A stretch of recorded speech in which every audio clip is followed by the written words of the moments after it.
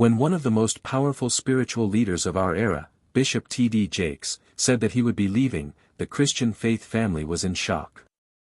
Individuals from around the globe who had attended his ministry, read his books, listened to his sermons, and been moved by his conferences found themselves shocked. It wasn't only that a giant of faith was retiring, there was the question of why. But what intrigued even further was what followed. A voice from the past, a voice that spoke without apology or caution, appeared to speak into the moment. Dr. Juanita Bynum, a force to be reckoned with in her own right, had finally had enough. For all those years she had been quite quiet as far as her relationship with Bishop Jakes was concerned, but now she had a message. And what she divulged was not merely about his exit. It was about all of that had been building up to it, the decades of stress, strain, silence, and reality that had been simmering just below the surface. What she revealed sent shockwaves not just through the Christian sphere, but in broader circles of leadership, faith, and responsibility. If this kind of story touches your heart, if you're someone who cares about truth, responsibility, and speaking up for the voiceless, please like this video, subscribe to our channel Spark Science, and share it with someone who should hear it. Let's get started.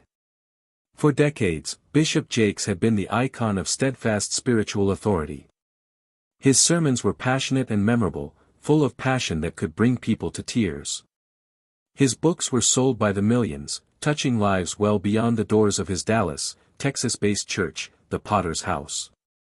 His "Woman Thou Art Loosed" conferences became the stuff of legend, attracting women from around the globe and offering them hope, strength, and empowerment.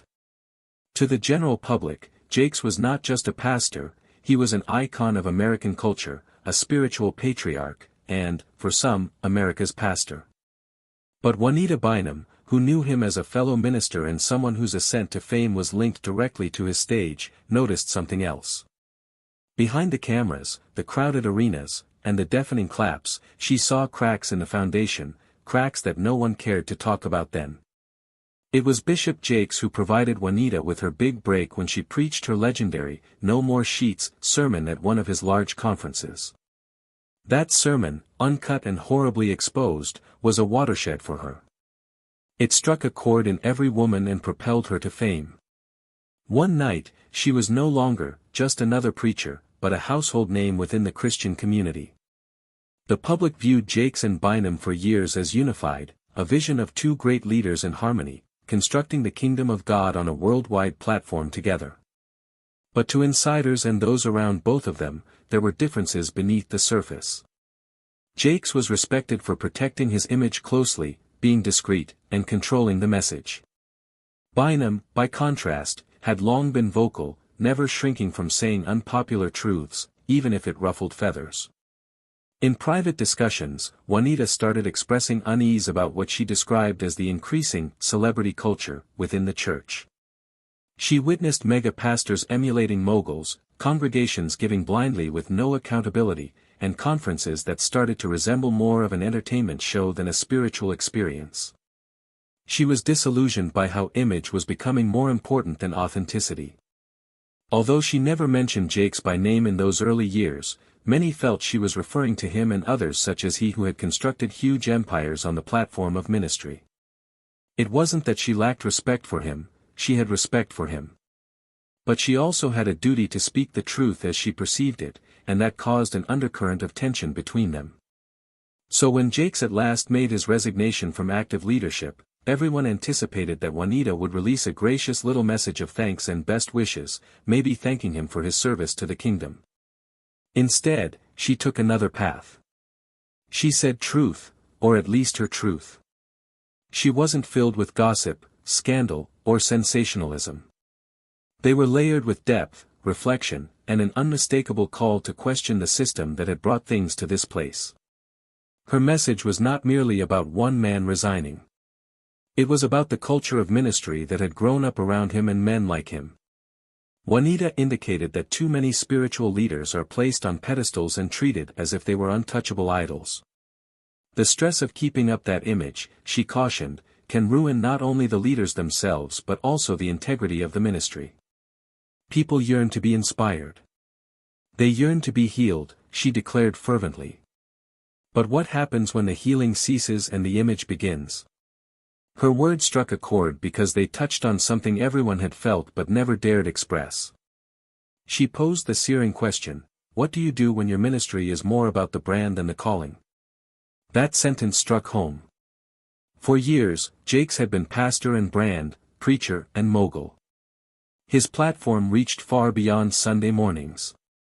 He was in movies, books, television networks, and conferences. He wasn't just Bishop Jakes anymore, he was an international enterprise.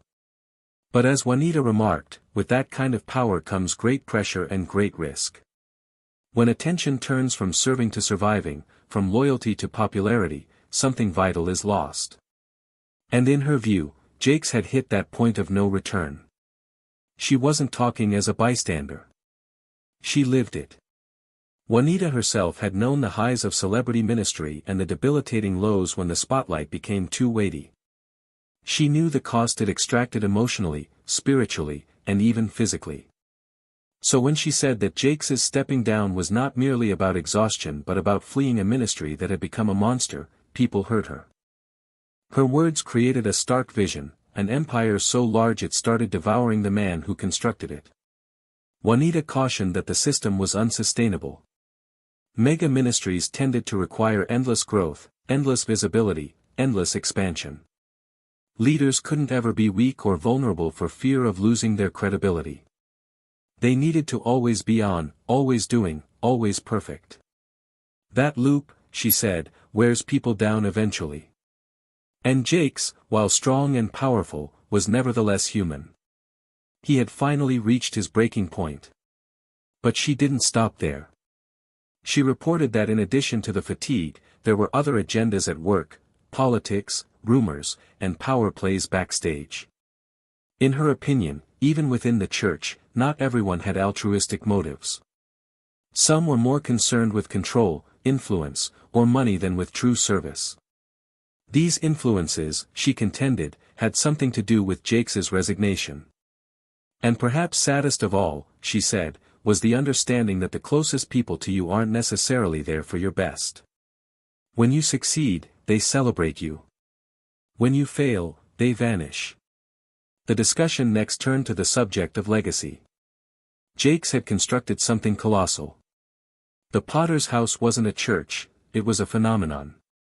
His books, his conferences, his TV spots had reached millions. His legacy was undeniable. But Juanita asked the uncomfortable question, what if a legacy is constructed so tightly upon one individual's brand? Can it actually last once that individual moves on?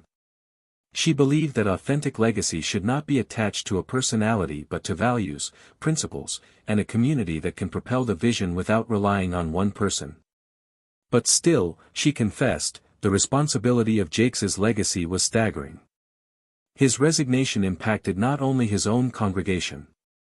It cascaded through the whole Christian infrastructure, publishers, media organizations, conference planners, and the scores of ministries that had sprung up or been funded by his visibility. His presence left a void. Who could replace him? Anyone. Juanita indicated that the church itself is evolving. The mega-church paradigm that prevailed through the last few decades is being questioned.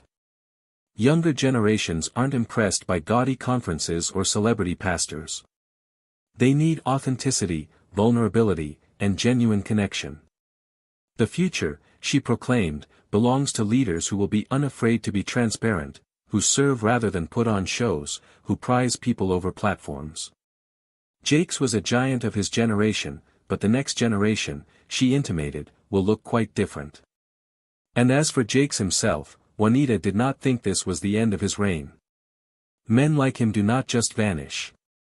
Instead, they shift directions. She foresaw that he would rebrand himself, maybe through media, public speaking, or other venues of leadership beyond the pulpit. His tale, she maintained, was far from over. The question was whether his future work would be as significant as his past or if it would be clouded by the same brand he had struggled to build. The bigger question, though, wasn't specifically about Jakes. It was about leadership in the church as a whole. When older leaders recused themselves, what then? How will the next generation deal with the changing expectations of congregations that no longer desire perfection but authenticity? Juanita called it both challenge and opportunity. The church needs to change. It needs to depart from empire building and move toward healing, growth, and genuine transformation. Leaders need to be taught not to motivate masses but to live honestly, to serve humbly, and to lead openly. Ultimately, Juanita's statement was not a critique of Jakes. It was an awakening to the entire system. She complimented his success, honored his work, but could not get away with sugarcoating the deeper realities. His resignation was not merely a personal choice, it was a reflection of where contemporary ministry stands. It made the world confront tough questions about faith, leadership, and what really counts. So the dust settles, and the Christian world is at a crossroads. Will it follow along the celebrity ministry path, or will it move to a new paradigm based on authenticity and service? The future remains unwritten for Bishop T.D. Jakes. For Juanita Bynum, her voice once again sparks a dialogue many wished to remain buried. And for the church as a whole, this moment isn't only about one leader retiring. It is, as Juanita described it, a reckoning, an opportunity to reform, to look inward, and to get back to the center of what ministry was always supposed to be.